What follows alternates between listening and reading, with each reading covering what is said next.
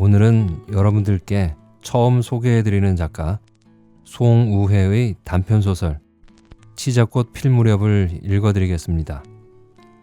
송우회 작가는 1980년 동아일보 신춘문예에 중편소설 성 야곱과 싸움이 당선되면서 작품 활동을 시작했습니다. 그 이후 1982년엔 한국문학 신인상을, 1984년엔 삼성문학상을 수상하기도 했죠. 작가는 삶의 비애에 대한 작품을 많이 쓰고 있는데요. 소설집 눈이 큰 씨름꾼 이야기, 스페인 춤을 추는 남자, 그리고 장편소설 저울과 칼, 투명한 숲 등이 있습니다. 오늘 소설을 들어보시고 관심이 가시는 분들은 직접 작품집을 찾아서 읽어보시면 그것도 참 좋을 것 같습니다. 자, 그럼 오늘의 작품 치자꽃 필 무렵을 시작하겠습니다. 끝까지 저와 함께 해주세요.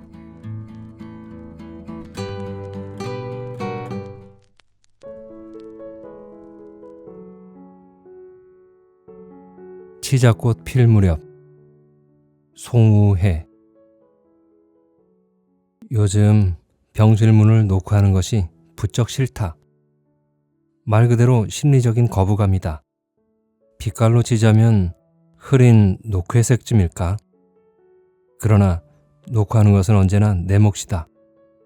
나는 새어나오려는 짧은 한숨을 입속으로 삼킨 뒤 가볍게 노크를 하고 병실 문을 연다.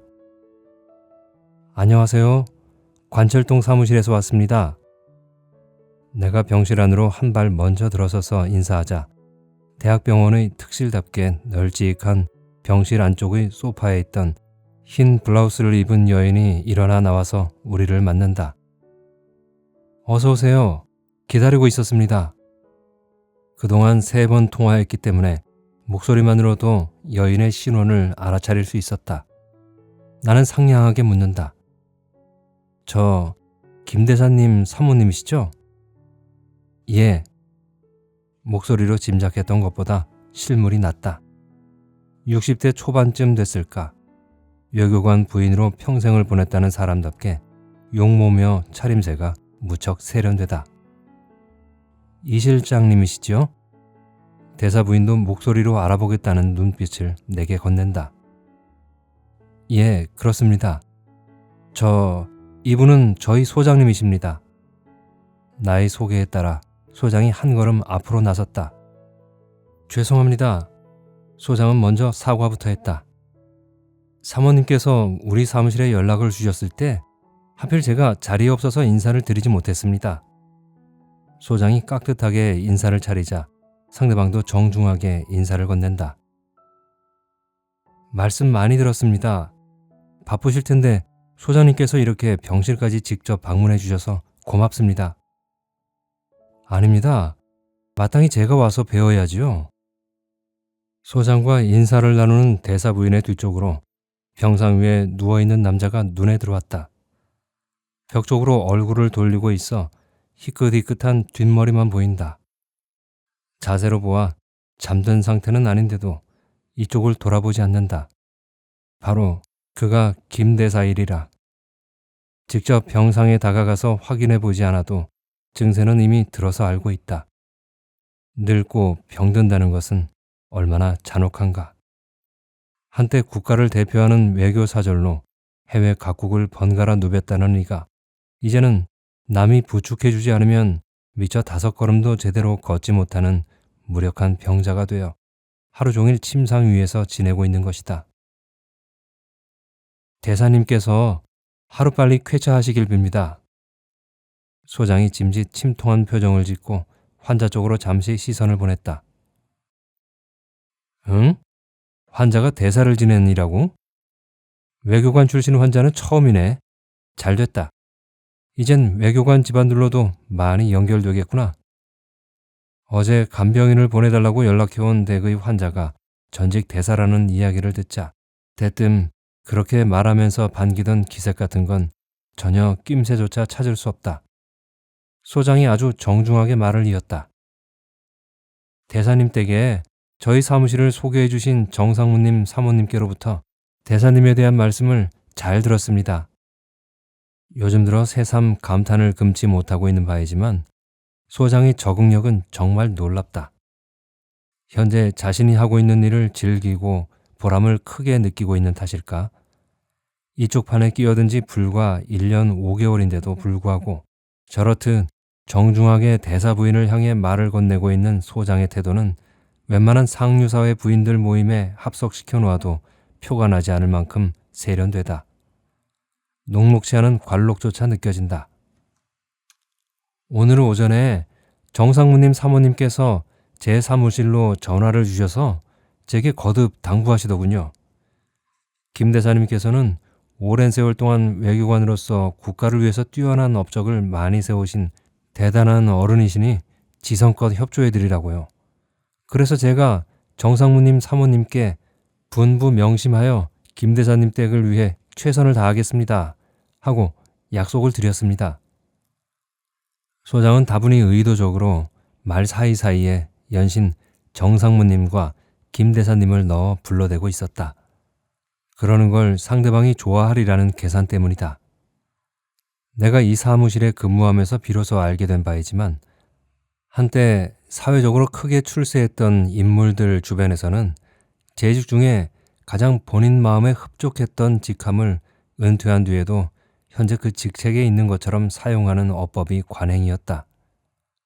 그래서 유명한 대형 병원의 특실 같은 곳에 가보면 입원 환자들의 호칭이 호화롭기 그지없다.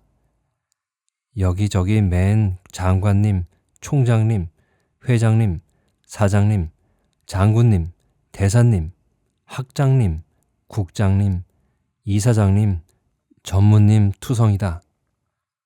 이 병실에 누워있는 김 대사도 정년퇴직으로 대사직을 떠난 지 6년이나 된다는데도 그간 통화할 때마다 그의 부인은 의례 우리 대사님 하고 있었다.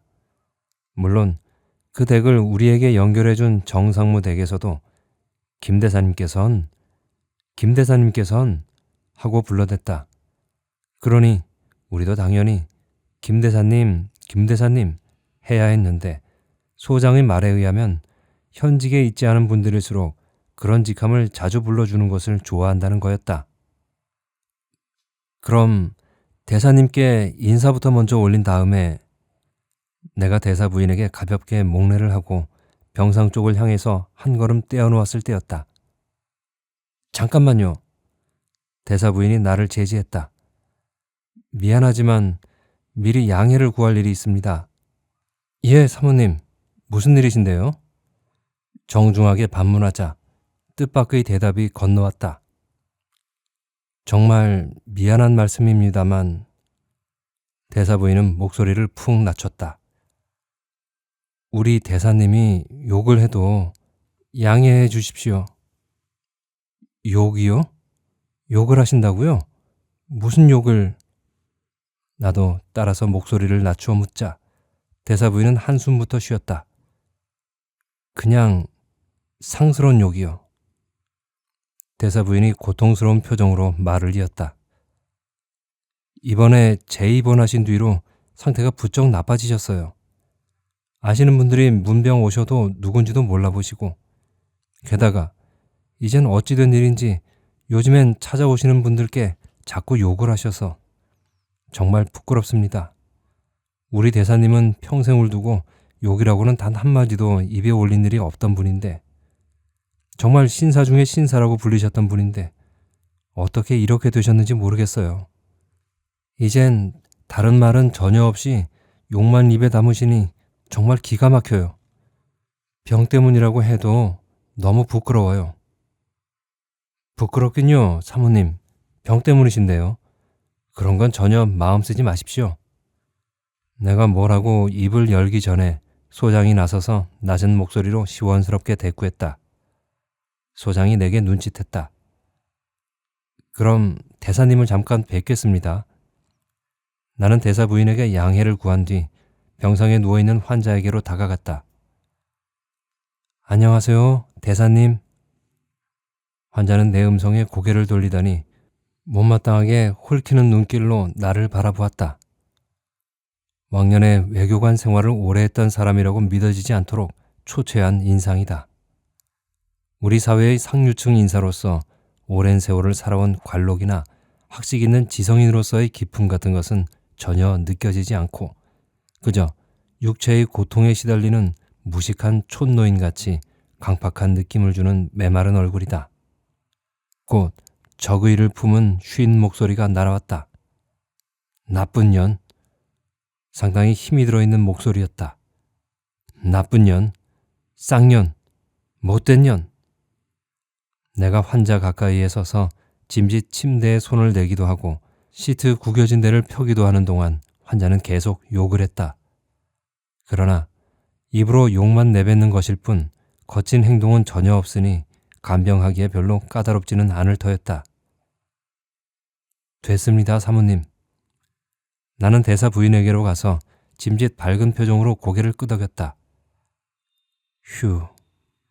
대사 부인은 한숨부터 길게 내쉰 뒤 새삼 피곤하고 막막해진 표정으로 내게 사과했다. 죄송합니다. 정말 죄송해요. 그저 너그럽게 양해해 주세요. 병이라서 저러시는 것이니. 아이, 사모님도 별 말씀을 다 하십니다. 내가 무어라 입을 떼기 전에 소장이 가로막았다. 욕을 하신다 해도 그게 어디 본심에서 하시는 겁니까? 병환이 그렇게 만드는 거지요. 대사님은 그래도 병환에 비해서 상태가 아주 양호하십니다. 대사님께서 그만큼 강한 의지로 병을 이기고 계신 거지요. 상태가 아주 나쁜 분들이 얼마나 많으시다고요. 소장의 말투가 듣는 사람의 마음이 편안해질 만큼 충분히 상냥하고 시원시원한 데다 내용 또한 적절해서 대사 부인의 얼굴이 눈에 띄게 밝아졌다. 새삼스레 소장이 사람을 대하고 다루는 태도가 정말 능란하다는 감탄이 절로 우러난다. 이젠 잘 어울리는 고급 의상처럼 그녀의 몸에 소장이라는 직함에 어울리는 관록이 배어있는 게 눈에 보인다. 사실 소장의 말은 전혀 과장된 게 아니다.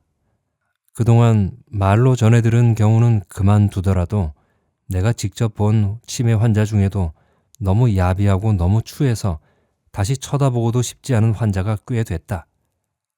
그런 환자에 비하면 본성을 잃은 상태인데도 그저 얌전하게 욕이나 해대는 정도의 환자는 양질에 속한다. 내가 이 사무실 일을 시작한 지 보름쯤 되었을 때 소장을 따라서 서울대병원에 갔다가 만났던 남자 노인 환자 때문에 몹시 놀랐던 일이 생각난다. 그 환자는 유명한 대학교의 법대 학장을 오래 지냈고 은퇴한 뒤에도 저술 활동을 계속하여 저서도 많고 신문 잡지에 글도 많이 쓰던 저명 인사였다. 그런데 병실 침대에 걸린 환자 카드에 기록된 이름은 낯익은데 바싹 말라 초췌해진 얼굴은 신문에 실린 사진으로 보던 인상과 많이 달랐다. 치매 증세가 생겨서 입원한 지 1년이 넘었다고 하는데 그러고 보니 나도 매스컴에서 그분의 글을 보지 못한 지 꽤 된다는 것을 뒤늦게 깨달았다. 특이한 것은 그분의 증세였다. 실어증에 걸린 듯 하루 종일 말은 한마디도 안 하고 병실에 가만히 누워있기만 하는데 해괴하게도 사람이 병상 가까이 다가가기만 하면 느닷없이 팔을 뻗쳐 휙 잡아당겨 모질게 깨문다는 이야기였다. 그것도 팔을 뻗쳐서 닿을 만한 거리 안에 누군가 들어올 때까지는 자는 듯 꼼짝도 않고 가만히 있다가 그 거리 안에만 들어오면 상대가 누구든 가리지 않고 번개같이 팔을 뻗어 잡아당겨서 아무데나 꽉 깨물어 사람 간이 떨어지게 한다는 것이다. 한번 물면 억지로 떼어낼 때까지 악착같이 물고 있기 때문에 대개 환자의 코를 꽉 쥐어 억지로 입을 벌리게 하여 떼어낸다고 했다. 그런 증세 때문에 그분은 간병인이 몹시 자주 갈리는 환자에 속했다. 전혀 정상인의 상태가 아니므로 장기 입원시켜서 늘 간병인을 딸려 놓는데 몇 번 그렇게 모질게 깨물리면서 사람 간이 떨어지게 놀라고 나면 질색팔색하며 그만둔다는 거였다. 나도 병실에 들어가기 전에 충분히 경고받았음에도 불구하고 병실을 나올 무렵에 팔을 깨물릴 뻔했다. 경고를 들은 처음에는 세심하게 주의하다가 나올 무렵이 되어 깜빡 잊고 병상 근처를 무심코 지나갔던 것인데 느닷없이 손이 하나 쑥 뻗어와서 내 팔을 꽉 잡아 확 끌어당겼다. 이빨이 살에 닿는 것이 느껴져서 깜짝 놀란 내가 펄쩍 뛰어오르면서 휙 뿌리쳐서 물리지 않았는데 내 팔을 잡아당긴 마른 손의 악유의 힘이 꽤나 다부졌었다. 병원이란 사람의 육체와 정신과 영혼, 그런 명제들에 대해 새삼 진지하게 생각하도록 만드는 장소이다. 특히 치매 환자들을 보고 있노라면 그런 생각이 절실하다. 같은 사람임에도 불구하고 병들기 전의 그 사람과 병든 뒤의 그 사람이 어쩌면 그토록이나 다른 것인지 기이하다. 육체는 그대로인데도 정신이 변하니까 그 사람이면서도 전혀 그 사람이 아닌 존재가 된다는 것. 생각하면 놀랍기도 하고 덧없기도 하다. 그런 생각을 할 때마다 떠오르는 궁금증이 있다. 사람이 치매에 걸렸을 때 나오는 행동은 대체 어디에서 그 틀이 만들어지는 것인가? 학자들의 말로는 평소 그 사람이 품고 있던 어떤 욕구가 정신과 의지의 통제에 의해 무의식 속에 가두어지고 억눌러져 있다가 그런 통제의 힘이 무력해지자 무의식의 틀 밖으로 튀어나오는 것이라고 한다.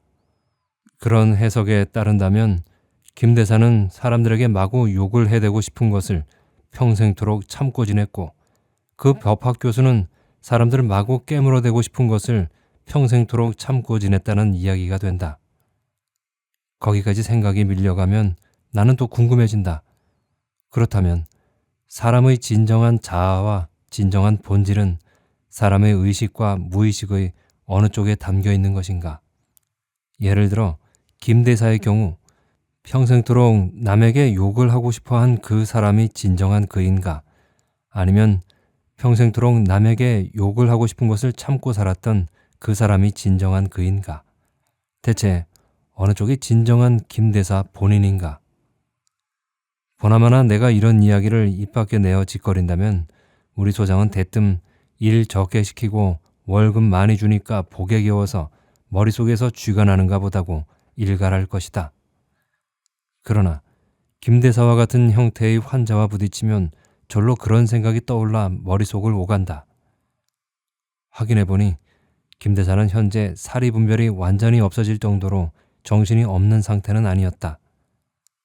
바로 그가 쏟아놓은 욕설들 속에 그 증거가 들어있다. 그는 욕을 하되 성별을 정확하게 구분해서 욕을 했다. 자기 앞에 있는 이가 여자면 연자를 붙인 욕을 하고 남자면 놈자를 붙여 욕하는데 아직까지 그 구분이 틀린 경우는 없었다는 이야기였다.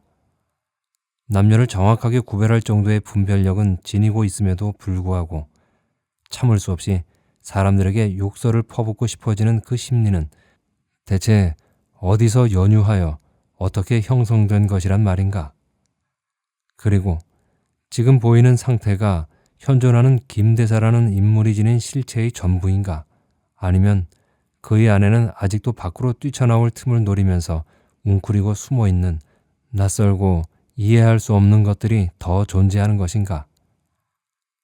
그런 생각을 쫓다가 보면 신비한 두려움조차 느껴진다. 나는 병실 응접 소파에 자리 잡고 앉아서 노트북 컴퓨터를 꺼내어 김 대사에 관한 고객 파일을 작성하기 시작했다. 나는 대사 부인에게 확인해가면서 김 대사의 신상 명세와 발병 시기와 경과와 증상과 참고사항과 가족이 원하는 간병인의 조건 등등을 상세하게 적어 넣었다.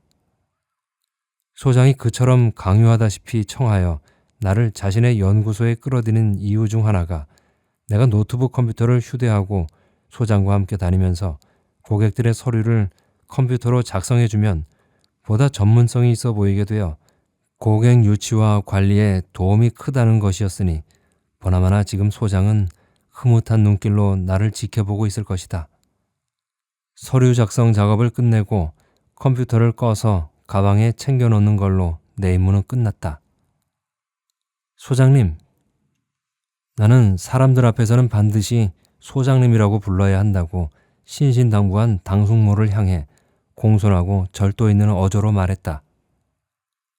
저는 지금 사무실에 들어가 봐야겠습니다. 아, 그래요? 그럼 이 실장 먼저 들어가지. 선선하게 고개를 끄덕이는 당숙모에게 먼저 깍듯하게 인사한 뒤 나는 대사 부인에게도 단정하게 고개 숙여 작별 인사를 건넸다. 대사 부인은 수심기가 밴 얼굴로 내 인사에 응답한 뒤 새삼 강조하여 다짐한다.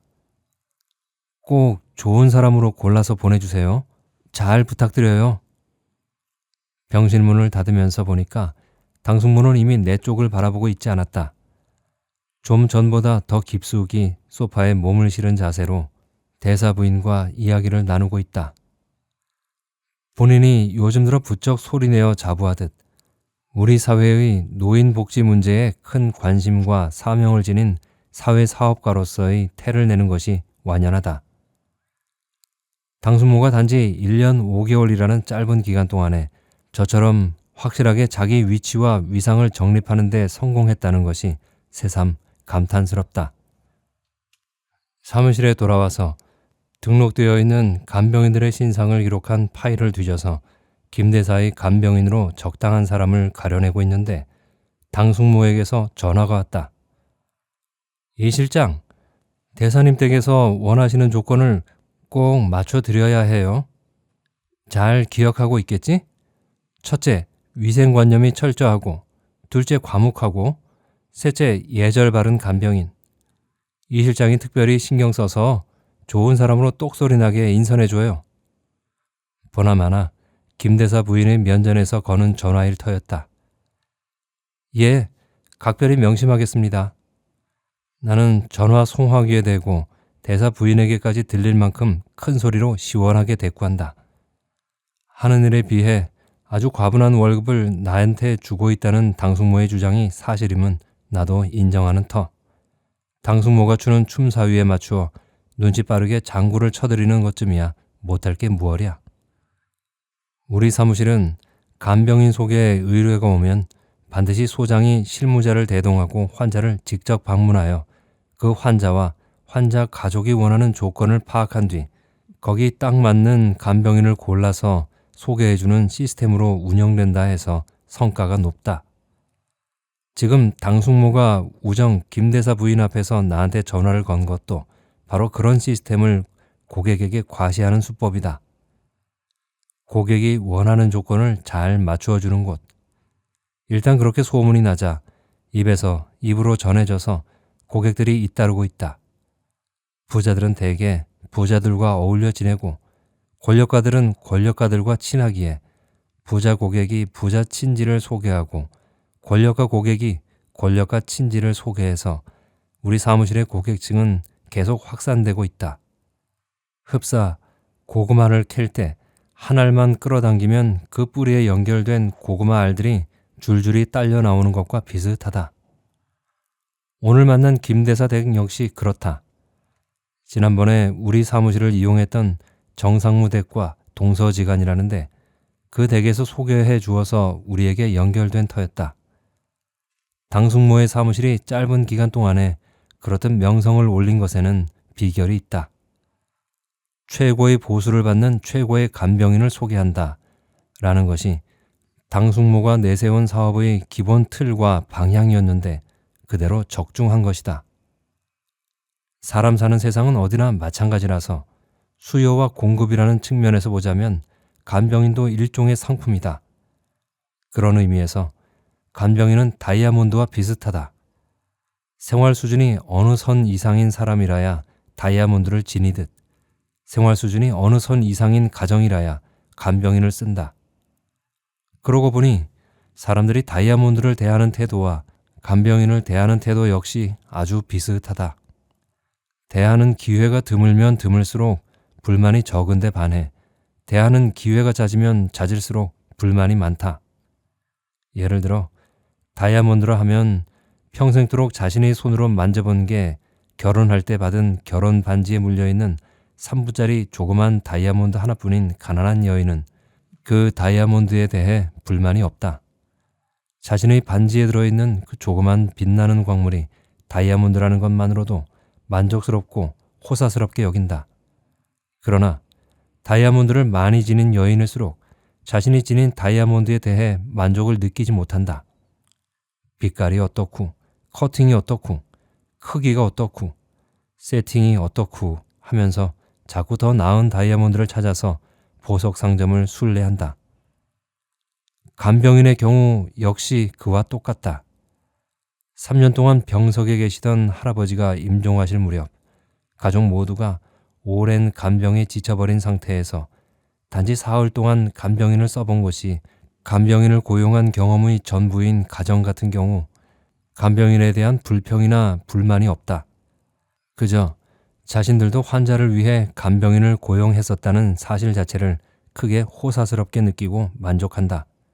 그러나 부유한 집안에 오래 난치병을 앓는 환자가 있어서 장기간 간병인을 고용하고 있거나 가족 중 누군가 입원하면 의뢰 간병인을 고용하는 것이 품위 있는 삶이라고 여기기에 간병인을 고용했던 경험이 많은 가정들의 경우 오히려 간병인에 대해 불만이 많고 쉽게 만족하지 못한다. 인품이 어떻고, 일솜씨가 어떻고, 성격이 어떻고, 태도가 어떻고 하면서 간병인들에 대해 아주 까다롭게 군다. 간병인들의 기질이나 성품이나 생김새가 다 각각이듯 간병인을 원하는 고객 쪽에서 내놓는 요구 조건도 제각기 다르다. 재미있는 것은 고객들의 요구 조건이나 불평과 불만을 통해서 그들의 집안 분위기나 인간적인 됨됨이가 드러난다는 점이다. 거창하게 말해서 고객들의 삶의 행태나 가치관이 그대로 드러난다. 예절 바르고 과묵한 간병인을 원하는 가정의 구성원들은 대개 성품이 권위적이고 고압적이다. 그런 집안 사람들은 간병인이 잘 훈련된 공손한 하인같이 처신해 주어야 만족한다. 성품이 밝고 이야기를 재미있게 잘하는 간병인을 좋아하는 가정의 구성원들은 대체로 자유롭고 인간미를 중시하는 기질을 지녔다. 그런 가정에서는 부침성 있고 편안한 분위기를 지닌 너름새 좋은 친척 아주머니 같은 느낌의 간병인을 좋아한다. 당숙모는 바로 그런 점에 주목하여 사업의 방향을 잡았다. 명문의 보석상들이 다이아몬드라면 평생에 딱 한 번 3부짜리 조그만 다이아몬드를 물린 가느다란 결혼 반지를 사는 것으로 충분한 계층은 아예 고객으로 생각하지 않듯 당숙모는 평생토록 단 나흘 정도 간병인을 쓰는 것이 기껏인 계층은 아예 고객으로 염두에 두지 않았다. 보석상들이 최고의 품질을 지닌 보석을 확보해서 이미 보석을 많이 지니고 있는 고객들을 계속 끌어들이듯 당숙모도 고객이 원하는 조건에 딱 맞는 최상의 간병인을 연결해 주는 것으로 명성을 올려서 간병인을 자주 고용하는 고객들을 끌어들였다. 그런 전략이 적중하여 당숙모의 사업은 하루가 다르게 약진하고 있고 당연히 당숙모의 사회적 위상도 동반 상승하고 있다. 거창하게 고사성어를 빌려서 말을 한다면 선비는 사흘만 안 보아도 그동안의 발전에 놀라서 눈을 비비고 즉 괄목하고 상대방을 다시 보게 된다는 고사에서 나왔다는 괄목상대라는 단어 정도라야 당숙모가 그간에 이룬 인간관계와 사업 양면의 고속발전 양상을 제법 실감나게 드러낼 수 있을 듯 싶다. 물론 당숙모가 선비의 범주에 든다는 말은 아니다. 그러나 당숙모가 처음 이 사업을 시작할 때의 심리 속에 그 비슷한 색깔이 전혀 없었다고도 할 수 없다. 인선아, 봐라. 내가 이제 평생 해볼 만한 일거리를 찾았다.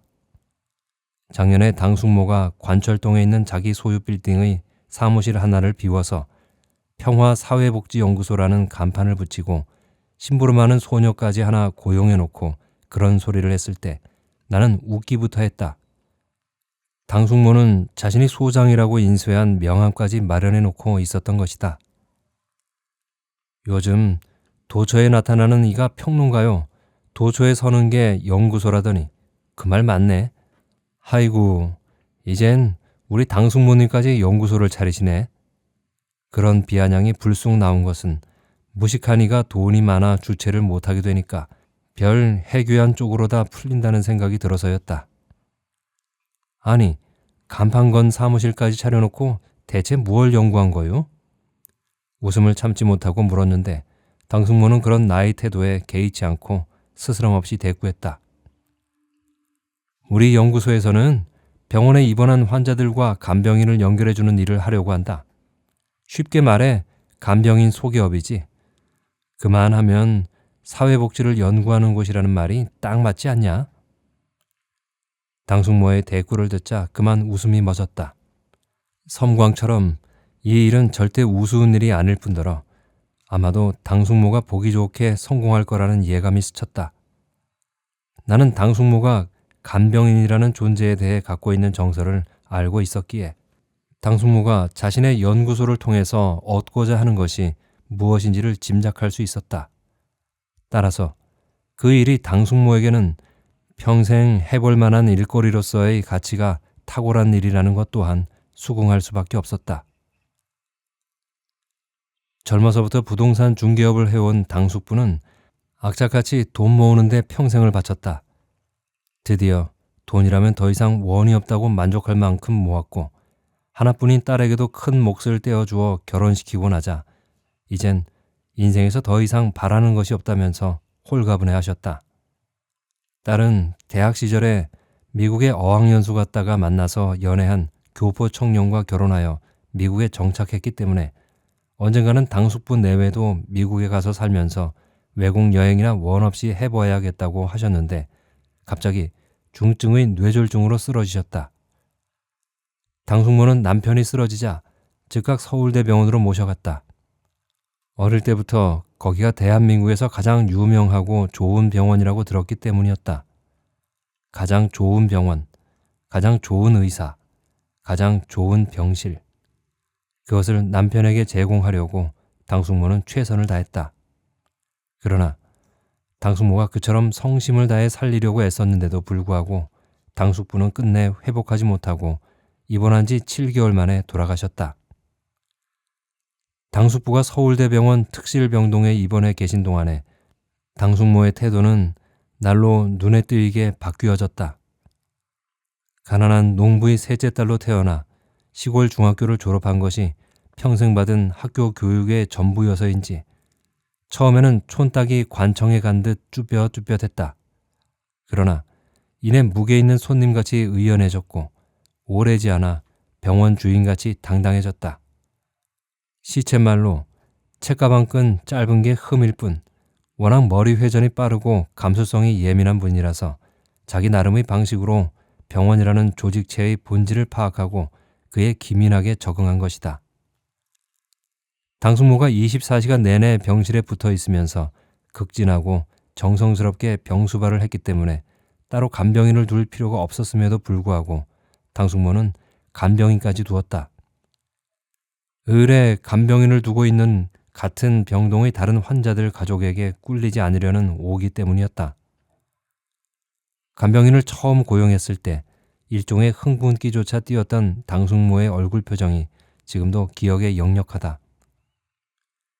예, 우리 간병인이 우리 집 양반 맡기 전에 누굴 간병했었는지 아니? 글쎄 말이야, 문교부 장관님을 간병했단다. 문교부 장관님 말이야. 세상에 병원도 많고 환자도 많지만 환자마다 모두 돈이 많이 드는 간병인을 두지 못한다. 간병인은 병원의 공식 의료 요원들인 의사와 간호사들 외에 순전히 환자 측의 경제적 부담으로 추가로 고용하는 보조원으로서 일종의 초보적인 전문직에 속한다. 따라서 간병인을 고용하자면 한 사람의 직업인으로서의 보수를 주어야 되기에 가난한 가정에서는 간병인을 고용하려는 엄두조차 낼 수 없다. 쌀 씻는 여인의 손에 들린 조리가 인한박 속에 있는 쌀과 돌을 분리해내듯 우리 사회 의료체계의 관행인 간병인 채용제도는 부유한 환자와 가난한 환자를 분리해낸다. 그런데 자본주의 체제답게 우리 사회에서는 부유한 이들이 대개 사회적 지위까지 함께 누리는 경우가 흔하다. 당숙부를 가장 유명한 병원의 특실병동에 입원시키고 옆방의 유명한 집안 환자들처럼 간병인을 고용했던 행위를 통해서 당숙모는 사회적으로 크게 출세한 사람들과 같은 계층에 들어선 것 같은 호사스러움을 느꼈다. 간병인이란 존재가 우리 사회에서 지니고 있는 무늬와 뉘앙스를 날카롭게 파악한 것이다. 당숙부가 돌아가시고 난 뒤 집안에서는 당숙모의 앞날을 상당히 위태롭게 여겼다. 큰 재산과 한가한 시간을 아울러 지닌 배운 것 없고 오기 드센 중년의 과부. 그러나 당숙모는 보기 좋게 사람들의 의표를 찔렀다. 평화사회복지연구소 소장. 당숙모가 간병인 소개 사무실을 차렸을 때 그 일을 통해 얻고 싶었던 것은 사회적 유대와 지위 구축을 통한 신분 상승이었다. 그렇게 짐작하는 것에는 근거가 있다. 내가 당숙부 병실에 문 한 차 갔을 때 당숙모에게서 들은 이야기가 있는 것이다. 예, 여기 있으니까 사람들 살아가는 세상살이가 눈에 훤히 보인다. 새도 끼리끼리 사람도 끼리끼리 논다는 말, 그거 정말 맞는 말이야. 당숙부가 식물 인간과 흡사한 상태로 누워있는 병상 옆에서 당숙모는 한숨을 깊이 쉬었다. 보면 있잖니, 권력층 집안의 환자네는 친척도 손님도 되게 권력층 사람들이고 돈 많은 환자한테는 돈 많은 사람들이 찾아오더라. 그 둘을 모두 갖춘 환자네는 또 그 비슷한 사람들이 찾아오고 말이야. 엘리베이터나 병원 복도에서 지나칠 때 보면 벌써 풍기는 냄새들이 달라. 병원 입구에 서서 드나드는 방문객들 겉모습만 보고 맞추라고 해도 영락없이 맞추겠더라. 이젠 일반 병실에 가는 방문객인지 특실에 가는 방문객인지 같은 건 한눈에 제깍 알아보겠더라니까. 어디 방문객만 그런가? 환자들도 마찬가지야. 같은 병을 앓는다 해도 특실 환자와 일반 병실의 환자는 느낌이 달라. 서로 냄새가 다르단 말이다. 일반 병실 환자들도 병실 등급 따라 서로 풍기는 냄새가 다르지. 척 보면 1인용 병실에 있는지 6인용에 있는지 제깍 구분되더라니까. 당숙모가 실제로 그렇게 잘 맞추었는가 하는 것은 별로 중요하지 않다. 내 눈에는 자신이 그렇게 잘 맞춘다고 확신하고 있는 당숙모의 자신감이 오히려 큰 비중으로 다가왔다. 그것은 당숙모가 현재 특실병동 안에서 느끼고 있는 소외감과 거리감을 아주 명징하게 드러내주기 때문이다. 아무리 돈의 힘으로 남편을 인류병원의 특실병동에 입원시켰다고 해도 주위의 환자들과 그 가족들이 속한 상류사회에는 도저히 끼어들 수가 없음을 깨달으면서 느낀 이방인으로서의 소외감. 당숙모 옆에 잠시만 있어 봐도 당숙모가 지닌 그런 정서가 손바닥의 손금을 보듯 환하게 드러나 보였다. 당숙부를 문병하러 병원에 오는 친척들 중에서 당숙모가 가장 반겼던 방문객이 바로 나였다. 그리고 내가 갈 때마다 빼놓지 않고 간병인 아주머니에게 거듭거듭 내 학벌을 언급했다. 시골의 가난한 소장농 출신의 노동자들이 대부분인 우리 일가들 사이에서는 내가 유일하게 인류대학을 졸업한 지식인이었는데 당숙모는 그런 거라도 과시함으로써 자신도 상류사회와 조금은 연결된 듯한 느낌을 누려보려 했을 터였다. 뒷날 생각해보니 당숙모가 간병인 소개업을 해보려는 생각을 갖기 시작한 것은 당숙부가 돌아가시기 전부터였던 듯했다. 언젠가 당숙모가 느닷없이 책을 읽어야겠다고 나섰던 때쯤인 듯하다. 어느 날인가 병원에 갔을 때 전에는 책이라곤 거의 보이지 않던 당숙모가 자신이 읽을 만한 좋은 책을 소개해달라고 하여 나를 의아하게 만들었다. 짐작과 달리 그냥 해보고 지나가는 헛말이 아니었다. 당숙모는 정말로 책을 읽기 시작했다. 식물인간처럼 누워있는 당숙부의 병상 옆에 앉아 줄곧 신문이나 시사 잡지를 비롯한 교양 서적들을 읽었다. 또 간병인에게 별 불만도 없으면서 자주 바꾸었다. 당시에는 당숙모가 주위의 상류층 사람들에게 꿀리지 않으려는 강박감 때문에 그러는 것으로만 생각했다. 그러나 그런 일들이 모두 간병인 소개사무소를 운영하는 데 필요한 감각을 키우기 위한 준비였던 모양이다. 당숙부가 돌아가신 뒤 얼마 안 되어 사무실을 열면서 당숙모는 나한테 자기와 같이 일하자고 청했다. 월급을 많이 줄 테니 오라고 강요하다시피 했다. 그러나 나는 응하지 않았다. 대학 졸업반일 때 방송국 PD 시험을 보았다가 떨어졌기에 재도전하려고 공부하고 있던 중이라서 그런 소리가 아예 귀에 들어오지도 않았다. 그러나 두 번째 시험에서도 실패하고 4달을 백수로 보낸 뒤에 나는 마음을 바꿔먹고 당숙모의 사무실에 출근하기 시작했다. 내가 마음을 바꾼 이유는 취직시험에 거듭 실패한 상처 때문에 의기소침했기 때문은 결코 아니다. 그저 당숙모가 물에 만난 물고기처럼 신명나게 일을 벌려가는 모습이 정말 보기 좋아서였다. 당숙모는 일 잘하는 간병인들을 확보하고 비싼 강사료를 지불하면서 우수한 강사들을 초빙하여 기본적인 의학 상식이며 지압법 등등 실용적인 강좌들을 자주 열어 재교육을 시키고 그들을 적절하게 고객들에게 연결해주기 위해서 날마다 부지런히 움직였다. 돈이 목적이 아니라 일 그 자체가 목적이었기에 그런가 당숙모의 사업은 아주 빠르게 자리 잡았고 탄탄하게 성장해 갔다. 하긴 당숙모의 그런 모습이 내 눈에 그토록 좋게 보인 까닭이 바로 내가 취직시험 실패로 의기소침해 있었기 때문이었을지도 모르겠다. 어쩌면 그게 보다 실상에 가까운 해석일 수도 있다. 제대로 교육이라 할 만한 걸 받지도 못한 당숙모가 순전히 자신의 감각과 안목과 능력으로 자신이 갈 길을 활발하게 개척하고 있는데 반해서 소위 명문대에서 대학 교육을 받았다면서도 백수로 전전긍긍하고 있는 자신의 모습이 꽤 서글프게 여겨졌던 게 사실이다. 그러니까 나로 하여금 당숙모의 사무실로 투항하게 만든 것은 바로 그 서글픔이었다고 하는 것이 보다 정직한 말이 되리라. 나는 책상 앞에 앉아서 노트북 화면에 떠있는 김대사댁 파일 안에 들어있는 글귀를 잠시 지켜본다. 첫째, 위생관념이 철저하고, 둘째, 과묵하고, 셋째, 예절 바를 것. 다른 건 별 문제가 없는데 두 번째 조건인 과묵은 맞추기가 좀 까다롭다. 그런 조건을 제시하는 고객들 중에는 문자 그대로 말없이 조용한 성품의 간병인을 원하는 사람이 있다. 반면에 실제로는 말수가 적은 간병인은 답답하게 여겨 오히려 싫어하고 간병인이 응대를 민첩하고 눈치 빠르게 하되 반드시 고용인으로서의 분수를 지켜서 대등한 태도로 말참견하는 것 같은 행동은 하지 말기를 원하는 것을 그렇게 표현하는 경우도 있기 때문이다. 김대사 부인의 경우 그 인상으로 보아 분명 후자로 판단된다.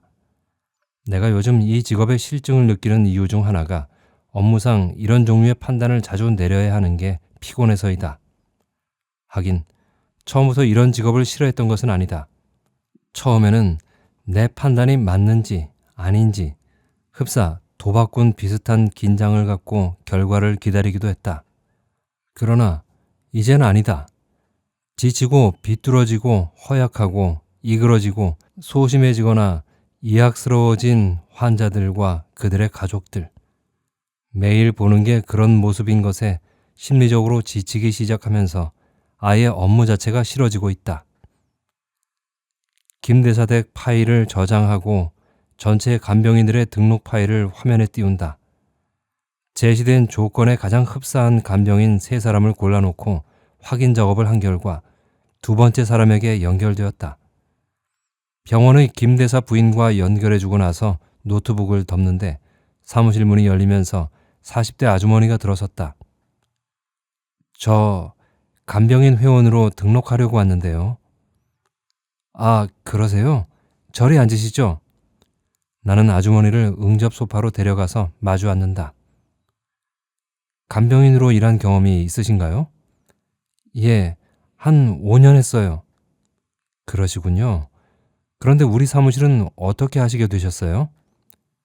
아, 예. 여기 회원에 이말순 씨 있죠? 그이한테서 여기 약도를 받아서 찾아왔어요. 자기가 지금까지 다녀본 사무실 중에서 여기 사무실이 제일 좋더라고 하더구만요. 수준이 아주 높다고요. 이말순 씨와는 어떤 관계세요? 우리 친정집의 사촌 올케예요. 그리고 전에 이말순 씨하고 다른 업체에서 같이 간병인 일을 다녔던 적도 있어요. 나는 한동안 집안 사정으로 일을 그만두었었는데 이제 다시 시작해 보려고요. 그렇다면 확인해 보나 마나 일솜씨가 평균 이상의 수준은 될 것이다. 이렇게 말하는 것은 그동안의 경험으로 유유상종이란 말이 괜히 생긴 게 아니라는 것을 안 지 한참 됐기 때문이다. 이말순 씨는 경력도 오래고 일도 꽤 잘하는 간병인인데 그녀의 소개로 간병인으로 등록한 사람들은 대개 우수했다. 전에 다른 사무실을 통해서 간병인 일을 하신 경험이 많으시다고 해도 일단 우리 사무실에 등록하시면 여기서 하는 재교육 강좌를 반드시 들으셔야 해요. 그런 다음에 실시하는 테스트에 통과되셔야 일거리를 드려요. 알아요. 올케한테서 여기선 그렇게 한다는 이야기를 들었구만요. 사진하고 도장 갖고 오셨어요? 예. 그럼 여기 기록하신 다음에 날인해 주세요. 나는 입회 원서를 아주머니 앞으로 밀어주었다. 아주머니가 볼펜을 쥐고 책상에 코를 박고 있는 것을 지켜보느라니 마음이 별로 편하지 않다. 늘 보아온 바이지만 간병인을 부릴 고객들도 끼리끼리, 고객들에게 고용될 간병인들도 끼리끼리인 모습이 싫어서이다. 고객들의 경우 이 판사 댁 소개로 그 댁 동창인 정 검사 댁이 우리에게 연락해오고 이 회장 댁 소개로 그 댁과 동서지간인 박 전무 댁이 우리와 연결된다. 간병인들의 경우도 마찬가지로 간병인인 창신동 아줌마 소개로 그녀의 조카인 전농동 아줌마가 등록하고 아랫집 사는 간병인 아줌마 소개로 윗집 사는 아줌마가 간병인을 지망하는 신참으로서 우리에게 찾아온다. 겉으로 보면 모두 같이 어울려 사는 사회 같아도 한 걸음 안으로 들어가 보면 고객들과 간병인들 사이에 놓인 보이지 않는 벽은 너무나 단단하고 높다. 어제 고객이다가 오늘 간병인이 되는 사람이 없듯 어제 간병인이다가 오늘 고객이 되는 사람도 본 적 없다. 이말순 씨의 친척 아주머니는 복잡하지도 않은 입회 원서의 칸을 메우는데 시간이 꽤 걸린다. 교육을 별로 못 받은 사람들 중에서 아주 간단한 서류를 작성하는 것도 무척 어려운 일처럼 힘들어하는 사람들이 꽤 있는데 이 아주머니도 그렇게 보인다. 아주머니와 마주 앉아 입회 원서를 작성하는 것을 묵묵히 지켜보다가 무심코 시선을 돌리는데 사무실 창턱에 놓인 화분이 눈에 들어온다. 희고 단아한 꽃송이들이 촘촘하게 달려있는 그 치자꽃 화분은 며칠 전에 이말순 씨가 들고 온 것이다. 간병인 경력이 7년이라는 이말순 씨는 활달하고 넉살 좋아 농담도 잘하는 50대 아줌마다. 서교동에 있는 가정집 노인 환자의 간병인으로 연결해 준 것이 석 달 전. 그간 일을 잘하고 있었는데 이번 달부터 월급을 더 올려받게 되어 출근길에 인사로 사온 것이라고 했다. 내가 요즘 이 사무실의 업무가 마음에 들지 않아서 심리적으로 꽤 지쳐있는 상태라는 것을 그 치자꽃 화분을 받으면서도 언뜻 느꼈다. 평소 치자꽃을 별로 좋아하지 않았는데도 그 선물이 꽤나 반가웠던 것이다. 이말순 씨가 간 뒤에 나는 하얀 치자꽃에 코를 대다시피 향기를 맡으면서 언뜻 행복하기조차 했다. 우울한 애수와 환한 눈부심이 함께 느껴지는 선연한 향기가 기분을 부드럽게 풀어주었던 것이다. 그러나 화분을 받은 지 사흘 만인 어제 오후 나는 이말순 씨가 왜 치자꽃 화분을 들고 사무실에 들를 만큼 기분이 좋았는지 이유를 알게 되어 뒷맛이 씁쓸했다. 어제도 이말순 씨 옆집에 산다는 아주머니가 사무실에 들렸다. 입회하여 자신의 이름을 간병인 회원 명단에 등록시키러 온 것이다. 실장님, 내도 인자 정식 회원이 되면 말이오. 사무실에 간병인 구하는 의뢰에 들어올 때 할부지의 환자면 나한테 후딱 먼저 연락 좀 해주시오. 나도 할부지 환자 만나 눈먼 공돈 좀 만나보게 말이오. 말순 아줌씨처럼 말이오. 아주머니가 쿰쿰하게 웃었는데 입보다 눈이 더 크게 웃고 있었다. 실장님, 우쁜 얘기 좀 들어보실 테요. 실장님도 이말순 씨가 지금 맡은 환자가 어떤 사람인지 아시지요? 전에 중학교 교장을 지낸 73대 노인인데 중풍으로 반신불수가 된 데다 치매기 가정이 있어갖고 정신이 때때로 오락가락 한다잖아요. 그런데 말이요. 하루는 그 할부지가 느닷없이 성한쪽 손으로 말순 씨 손을 잡더니 자기 사타구니로 끌어가더라잖요. 뭐라 웅얼웅얼 하는데 보아하니 그걸 주물러 달라는 거더라지요. 그래서 말순 씨가 비명을 꽥꽥 내지르면서 방에서 뛰쳐나와 안방으로다가 쫓아 들어갔다지요. 그 집 매누래 보고 당장 이 집 일 그만두겠다. 얼른 월급 계산해달라. 다신 이 집 안 온다. 그러면서 아유 흉측해 흉측해 하고 소란을 피웠다는구만요. 말순 씨가 왜 그러는지 이야기를 듣고 나서는 매누리가 아주 질색팔색을 하면서 제발 참으라. 월급을 올려주겠으니 제발 이대로 계속 일해달라고 사정사정하며 매달리더라지요. 처음엔 20만 원 올려주겠다는 거 돈이고 뭐고 다 싫고 일 그만둔다고 그랬더니만 30만 원 더 주겠다고 하고 그래도 싫다고 하니까 40만 원을 더 얹어주겠다고 나서더라는구만요. 그래서 못 이기는 체하고 그렇게 하기로 한 거래지요. 그 아주머니가 이야기를 그처럼 넉살 좋게 클클 웃어가면서 하는 까닭은 뻔했다. 아마도 이말순 씨는 돈을 더 받아내려고 의도적으로 과장스럽게 호들갑을 떨면서 쇼를 좀 했을 터라고 짐작하기 때문일 것이다. 내 느낌으로도 다소 그런 기미가 없지 않은 듯하다. 가정집에서 큰 돈을 들여서 상근 간병인을 쓸 때는 대부분의 경우 환자가 몸을 제대로 못 쓰는 마비 환자들이거나 치매 환자들이다. 그래서 간병인들은 하루에도 몇 차례씩 환자의 대소변을 받아내고 몸을 씻기고 기저귀를 채워야 하기 때문에 늘상 환자들의 성기에 손이 닿는다. 손이 닿는 것쯤은 피차 아무렇지도 않게 생각한다.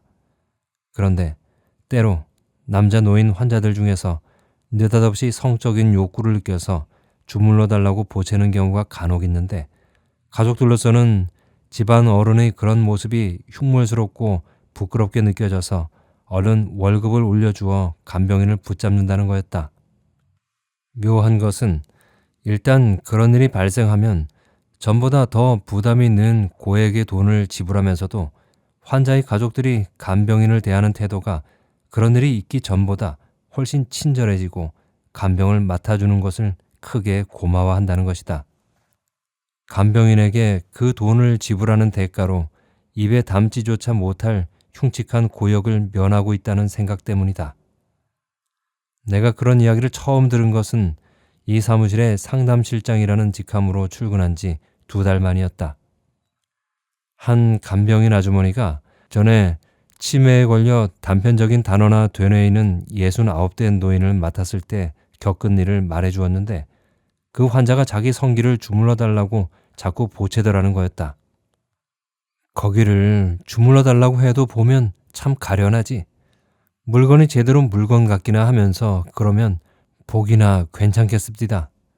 늙은 데다 오래 병마에 시달린 노인네들은 말이오. 그 물건이란 게 물건이랄 것도 없어요. 그게 꼭 뭐 같으냐 하면 늦은 가을에 시골 가면 밭에 거두다가 만 가지대에 달려있는 마른 가지 있잖우. 설이 맞아 입 떨어진 앙상한 가지대 줄기에 시들시들 말라 쪼그라든 조그만 가지 열매가 매달려 있는 거 말이오. 꼭 그런 짝이라니까. 아니 무말랭이 비슷하다는 게 날래나? 그런데도 그걸 물건이랍시고 주물러 달래는 걸 보면 흉하다기보다는 가련하지. 그렇지만 겉으로는 아고 흉해라 흉해라 하고 난리굿을 하면 가족들이 얼른 월급을 올려주게 되어 있거든.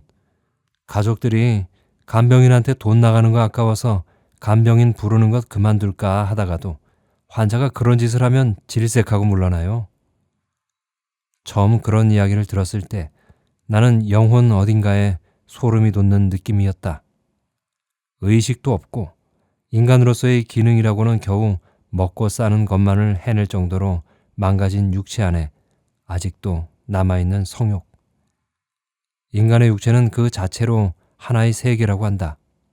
그러나 다시 보면 태어나고 성장하고 늙고 죽어가는 육체의 변화 자체 역시 또 하나의 세계였다. 대소변도 못 가려서 기저귀를 차고 있는 낡고 허약한 육체 속에 집요하게 매달려 있는 성욕. 그건 그 세계의 구성 요소 중에 극히 일부를 보여주는 것에 불과하다. 그리고 사람의 일생이 도달하는 그런 모습의 말로는 또 뭐란 말인가? 갖가지 희노애락을 담은 역동적인 평생을 보낸 뒤 그처럼 덧없고 허약하고 초라하게 퇴보한다는 것은 그 무슨 비참인가? 1시간 뒤에 당숙모가 사무실로 돌아왔다. 새로 외교관 집안을 고객으로 맞은 것이 만족스러워서 흐뭇한 얼굴이다. 확실히 외교관 댁 사모님은 다르더구나. 역시 세련된 격조가 있어. 당숙모가 별나게 세련된 격조를 지닌 태도로 말했다. 먹을 가까이 하면 검어지고 향을 싼 종이에서는 향내가 난다는 어법에 따르자면 김대사 부인은 세련된 격조라는 이름의 향이었던가 보다. 그간 법조인과 정치인과 학계와 언론계의 고위 인사들에다 경제인 집안과도 연결되었는데 외교관 출신 집안은 전혀 없었다. 오늘 김대사 댁과의 만남으로 앞으로 외교관들 쪽 인맥을 확보하게 되었으니 우쭐한 기분이 들만도 했다. 새로운 고구마 줄기를 잡은 셈이니 곧 당숙모의 입에서 박대사 댁이 어쩌고 이대사 댁 사모님은 어쩌고 하는 말들이 자연스럽게 나오게 될 것이다. 당숙모가 이 사무실을 거점으로 삼아 확보한 인맥은 내가 보아도 놀랄 정도였다. 워낙 집안이 한미해서 전에는 집안 사람들에게 불상사가 일어나도 어디 찾아가서 선처를 부탁해 볼 만한 데가 전혀 없었는데 이젠 웬만한 일은 당숙모가 앉아서 거는 전화 한 통으로 도움을 받을 수 있을 만큼 되었다. 물론 그렇게 되기까지는 당숙모 나름의 철저하고 인간적이고 지속적인 투자가 있었다. 고객에게 한번 간병인을 소개해주면 그것으로 끝나는 것이 아니라 계속 간병인이 잘하고 있는지 체크하고 고객네 집안의 대소사까지 세심하게 챙겨서 도움을 주려 했었다. 고객 관리 차원이라기보다는 아주 자상하고 헌신적인 친척처럼 처신했던 것이다. 누가 이런 이야기를 들으면 당숙모의 사업이 경제적으로도 당연히 크게 성공을 거두었을 거라고 생각할 것이다. 그러나 세상 일이란 묘한 거라서 실상은 별로 그렇지 않았다. 고객들이 거의 다 상류층들이라 겉으로는 꽤나 화려했지만 실속은 빈약했다. 사업이란 측면에서 보자면 고객과 간병인을 관리하는데 우리 사무실이 절반의 절반도 정성을 기울이지 않는 다른 사무실들이 훨씬 실익이 있었다. 우리 사무실은 최상류층 고객들에게 최고의 보수를 받는 최고의 간병인을 주선해 주는 것을 목표로 삼기 때문에 우선 거래 건수 자체가 많지 않기 때문이다. 전에 읽었던 중국 고사에 나오는 이야기가 하나 생각난다. 중국의 고전인 한비자에는 말의 좋고 나쁨을 잘 알아보기로 유명했던 백락에 관한 이야기가 들어있다. 중국 주나라 때 사람인 백락은 어찌나 말을 잘 감정했던지 어떤 말이건 간에 그가 지나가다 아무 말 없이 시선을 돌려 한번 눈여겨 바라보고 즉 일고하고 가는 것만으로도 그 말의 값이 올랐다. 백락이 관심을 갖고 한번 뒤돌아볼 정도면 좋은 점이 있는 말임에 틀림없다 해서였다. 그래서 백락일고라는 고사성어까지 생긴 전설적인 명인이다. 당연히 백락에게 말을 감정하는 법을 배우려고 찾아가는 사람들이 있었다.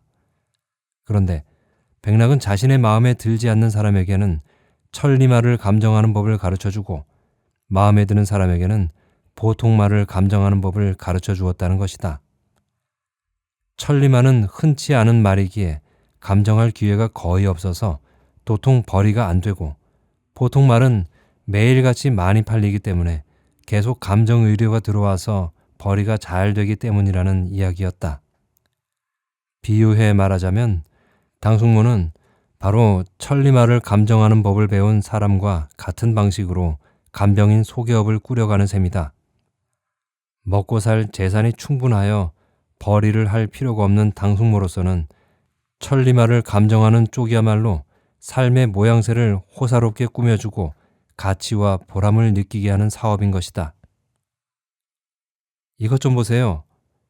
나는 당숙모에게 새로 등록하고 간 이말순 씨 친척 여자의 입회 원서를 보여주었다. 요새 이말순 씨 아는 사람들이 여러 명 등록하네요. 오늘도 친척 아주머니가 한 사람 왔었어요. 그 옆였네. 요즘 경기가 좋다고 주위에 소문난 모양이구만. 당숙모가 툭 말을 받았다. 그럴걸요. 저 치자꽃 화분도 그 아줌마가 월급 올려 받게 됐다고 인사 차리느라 들고 온 거잖아요. 대꾸하다가 나는 문득 의욕을 느낀다. 이말순 씨의 그 좋은 경기의 배경에 생각이 미친 것이다.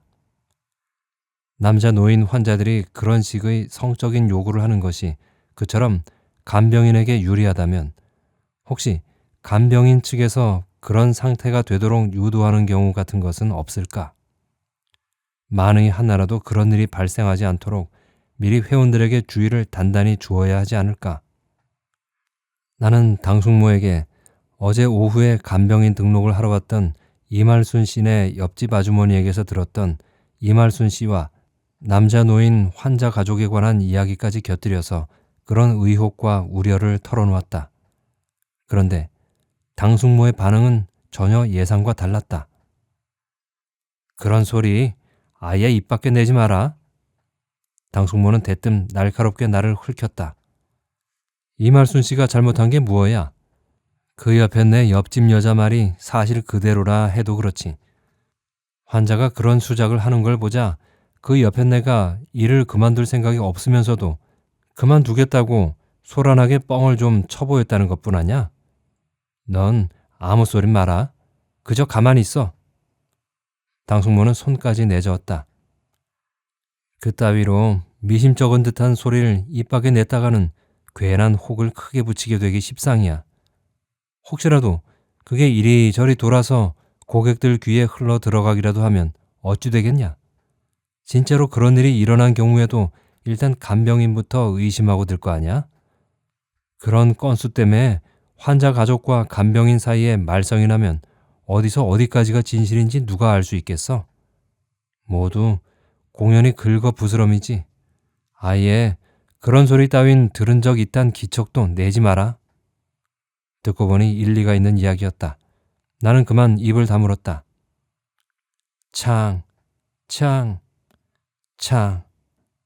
미풍이 이는 모양이다. 열린 창문 앞에 매달아 놓은 나비 모양의 노새 풍경들이 맑은 소리를 내며 가볍게 흔들린다. 이내 실내에 흘러든 부드러운 바람결을 따라 창턱에 놓인 치자꽃 화분에서 선연한 향기가 퍼져서 코끝을 맴돈다. 10걸음 양보해서 간병인들이 실제로 그런 잔머리를 굴릴 염려가 있다 치자. 돌연 어조를 툭 낮춘 당숙모의 목소리가 건너왔다. 그래도 그렇지. 간병인을 쓸 정도면 다 있는 집안이야. 간병인들이 혹시라도 그런 꽁수를 써서 돈 좀 우려낸들 그 사람들 사는데 무슨 지장이 있겠어? 똑같은 병을 똑같이 앓으면서도 간병이 두는 건 꿈도 못 꾸는 가난한 환자들이 수두룩한 판에 그것도 호사지. 나는 이말순 씨 친척 여자의 입회원서를 서류함에 챙겨 넣다가 말고 번쩍 눈길을 들어 당숙모를 건너다 보았다. 당숙모는 피곤한 듯 응접 소파 등받이에 머리를 올려놓고 눈을 감은 채 두 엄지손가락으로 관자놀이를 누르고 있다. 문득 속에서 웃음기가 쿡 치밀었다. 고급 의상실의 옷과 고급 브랜드의 장신구들을 쭉 빼고 우리 사회 상류층의 고객들에게 간병인을 소개해 주느라고 만나러 다니는 것으로서 곧 그들의 친지가 된 것처럼 뻐기기는 해도 당숙모의 마음에는 아직도 남의 집 문간방에서 수저 2벌 쥐고 살림을 시작했던 억척 세월의 정서가 남아있는 것이다. 그것도 호사라고. 나는 그만 참지 못하고 소리내어 웃기 시작했다.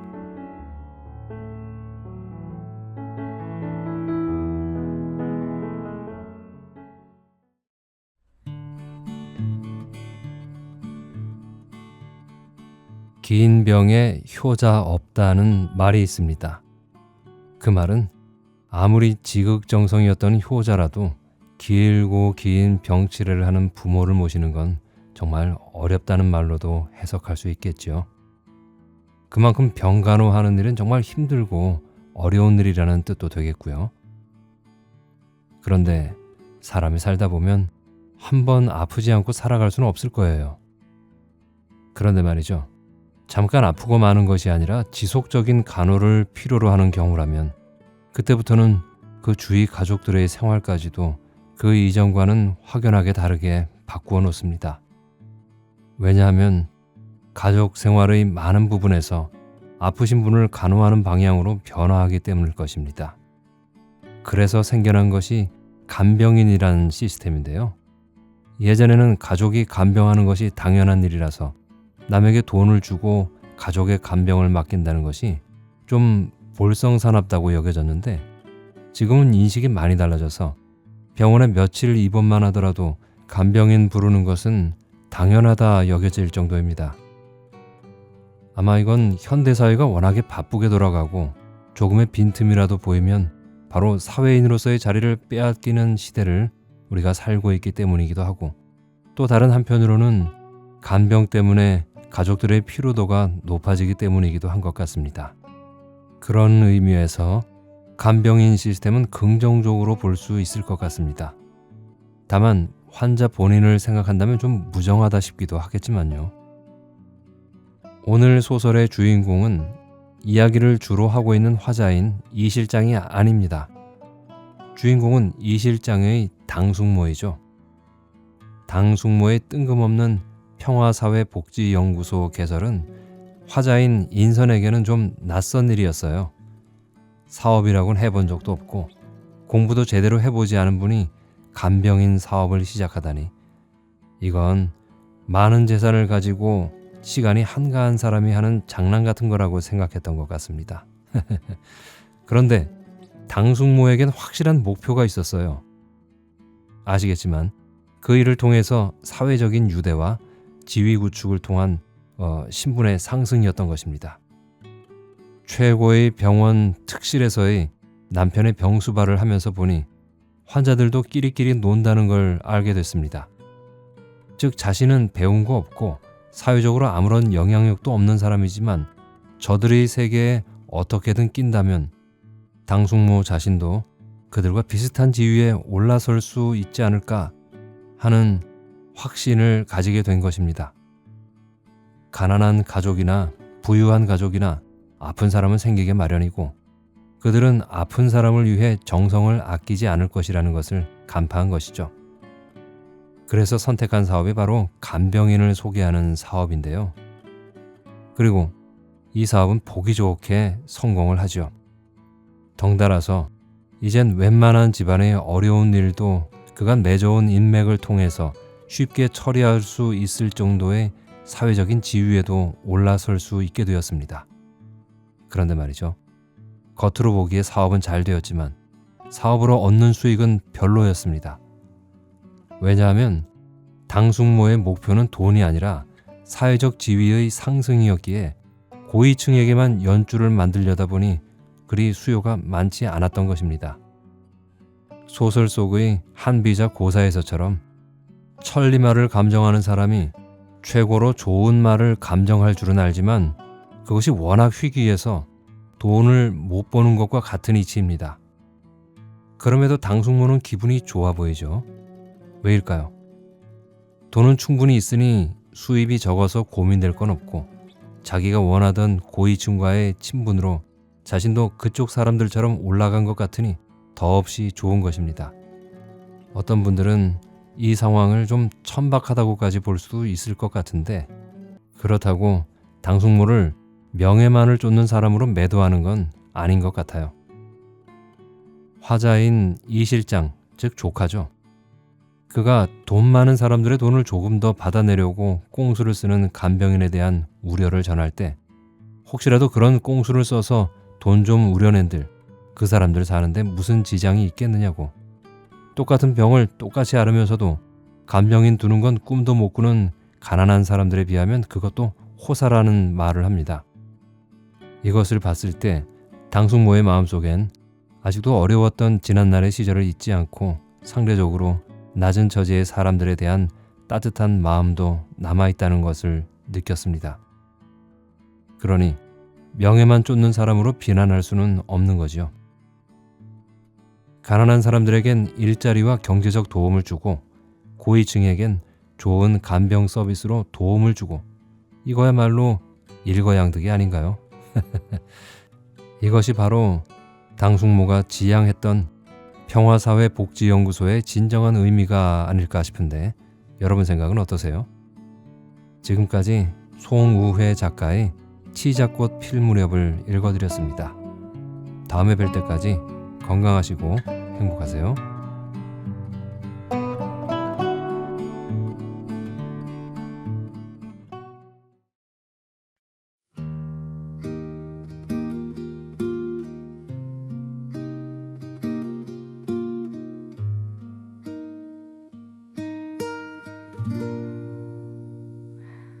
Was your day peaceful today? Thinking of your smile, I count the small stars rising above the night sky. I hope you are happy, I pray with all my heart. Even from far away, it's okay as long as you are smiling. May you shine like starlight tonight and tomorrow. Counting stars, I pray for you, wishing for your peace. Counting stars, I love you, may you be safe today. As countless as the stars shining in the night sky, my heart for you has no end. 1, 2, 3, counting as I think of you. Even when this night passes, my prayers will continue.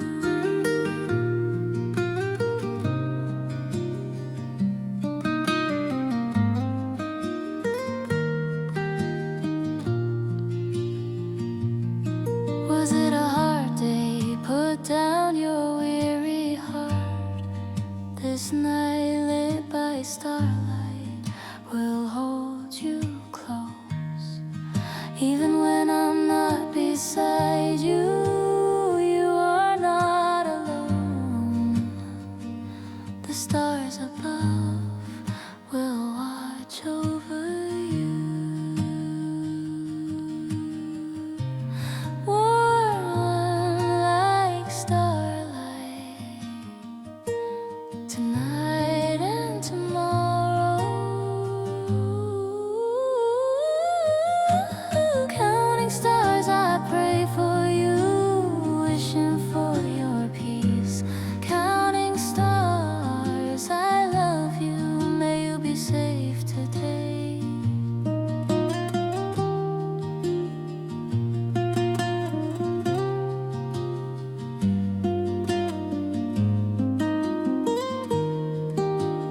One, two, three, counting stars,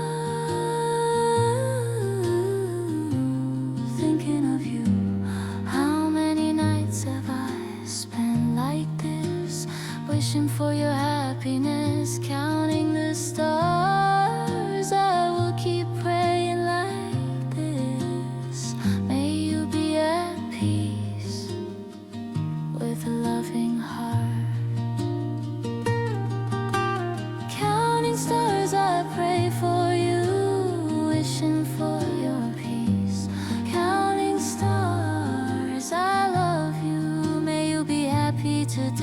and tomorrow too, as countless as the stars shining in the night sky. My heart for you has no end. 1, 2, 3, counting as I think of you, even when this night passes. When tomorrow